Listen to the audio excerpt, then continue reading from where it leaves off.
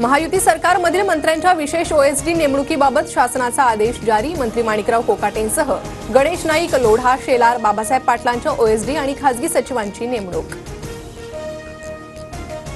सामनात मुख्यमंत्री देवेंद्र फडणवीसांवर पुन्हा स्तुतीसुमनं। मंत्र्यांचे फिक्सर, पीए, ओएसडी नेमणुकांना नकार दिल्याबद्दल अभिनंदन।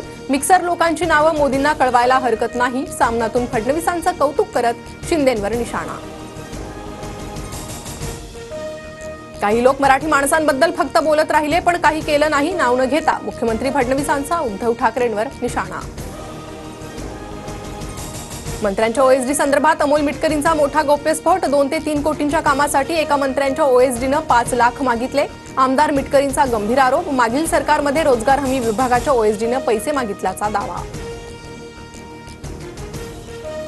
बीड जिल्ह्यातील मसाजोग ग्रामस्थांच्या अन्नत्याग आंदोलनाचा आज दुसरा दिवस। संतोष देशमुख हत्या प्रकरणी मागण्यांवर तोडगा निघेपर्यंत आंदोलन सुरूच ठेवण्याचा निर्धार, अन्यथा पाणी बंद करण्याचाही इशारा।